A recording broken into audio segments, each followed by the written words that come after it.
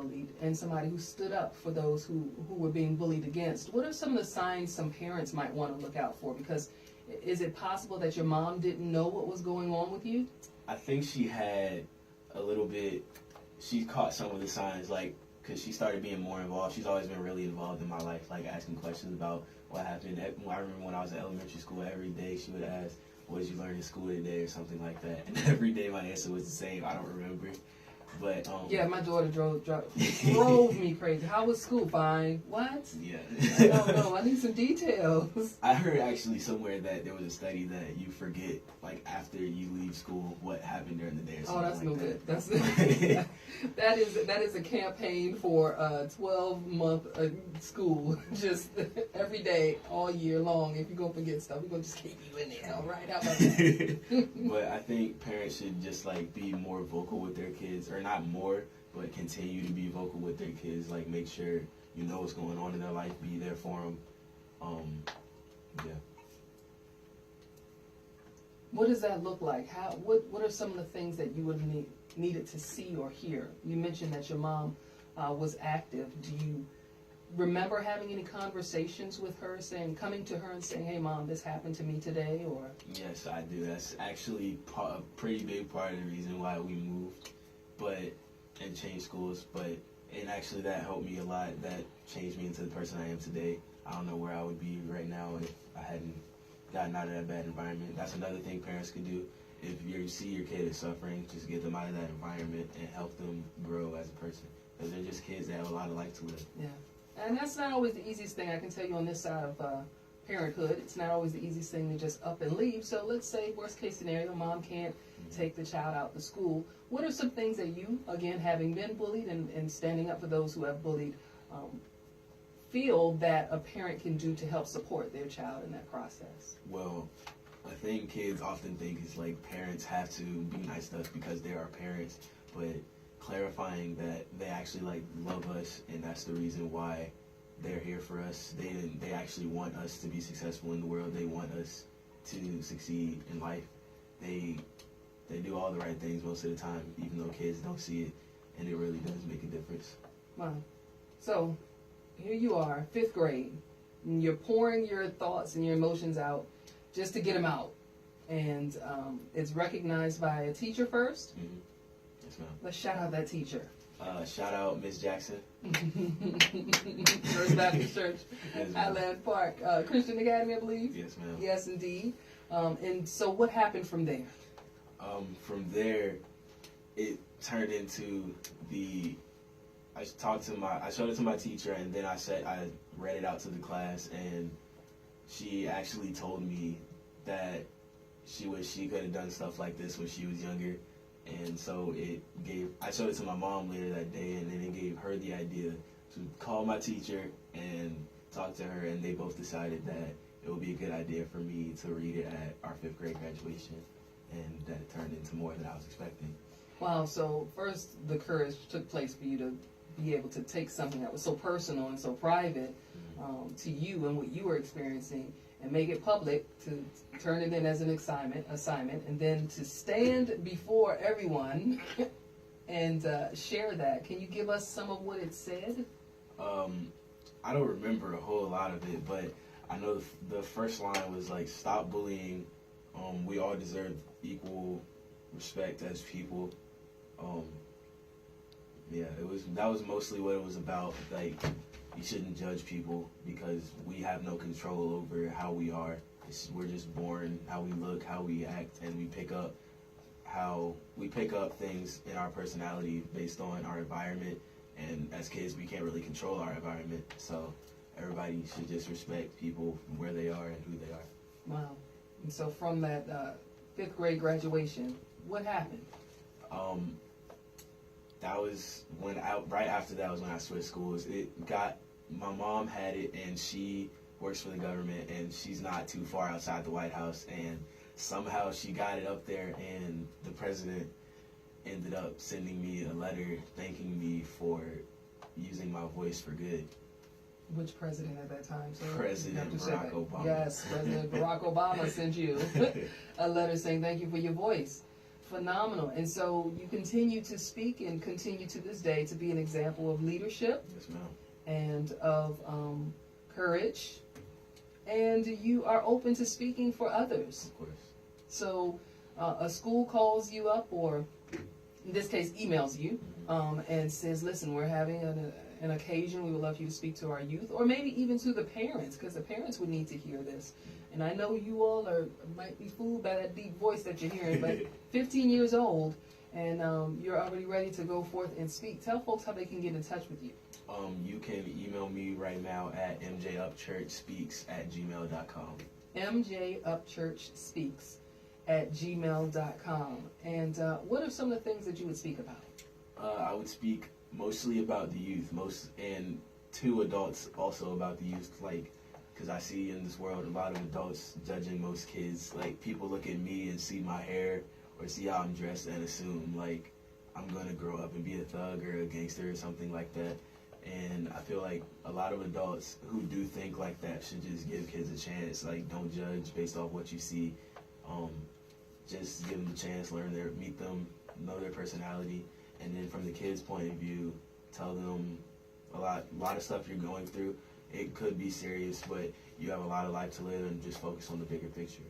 Yeah, last school year was really tough for my daughter. She was graduating high school, and 2 of her classmates, seniors in high school, took their own life for whatever reason.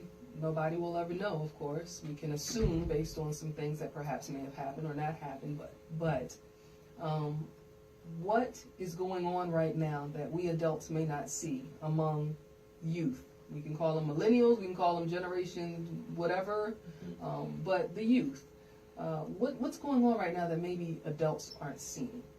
Well, most adults know about peer pressure, but some overshoot it and think it's worse than it is. Like, a lot of them think that because somebody is like drinking or something, we're gonna go and do it because of peer pressure. A lot of times it's not that serious, but sometimes it will be. And the people around us, the people we choose to be friends with, also affect us. Like, if you get caught in the wrong crowd, you might be stuck in there for all of high school, and that might just lead to different things through life. Wow, it's tough to get out, even if you want to. Right. Wow. I hadn't considered that. So that's another conversation that parents should just sit down and say, hey, are these the friends that you really want? What are they bringing to your life? What are they adding to your life, and what are you adding to theirs? Great insight. What else? Well, kids should also be more vocal with their parents. Like, stop sitting back, stop trying to close ourselves in, keeping ourselves from our parents. Just talk to them. Like, that's all they want is for us to be happy. Just talk to them. That's all we want.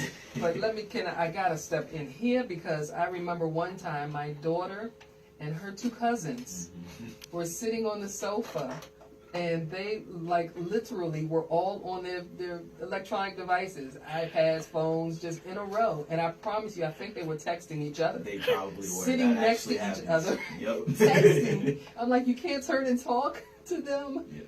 Really? So you all are really shut off. I mean, if you're in sports like I am, you know how to be vocal, because you have to communicate with your teammates and stuff like that. But people who aren't in sports and stuff like that, who aren't in that teamwork environment, they can get sucked into stuff like that. That's a great advertisement for keeping your children active. Exactly. Because do you feel like you'd be the leader that you are had you not been in sports from a very young age? I don't know, because on the team I am on now, my coach, at the beginning of the season, we had a lot of new guys, and my coach said, I didn't know he was going to say this, but he said that I was one of the main leaders on the team, and I didn't think I was making that much of a difference. And that's the thing kids also need to know. You're making a difference even though you don't think you are. You may not know you're affecting the people around you as heavily as you are, and you really are. And you can do that in a very positive way, like you did. Exactly. Stand up for the others. If you see something that's not right, you can say so. If not in that environment, then I know it sounds cliche and kind of cheesy, but go to an adult. Yeah. Well, that's what we're here for. Yeah, we can't handle everything as kids. We're just kids. Wow. This has been a phenomenal conversation. And I would love to hear more about it. Again, I'm speaking with MJ Upchurch, 15 years old, a bullying advocate. Do we say that? I guess that was some rest. Yes. A speaker who focuses on making sure the message gets out that bullying does not have to take place, as he talks to the youth, and that you can stand up against it. And if you're interested in booking him to speak to your youth, to your schools, to your organization, to your ministries, you can email him, mjupchurchspeaks@gmail.com. So from the soccer front, he also just came back from overseas as the goalie for the under-19 men's national soccer team at the United World Games. Congratulations again. Thank you.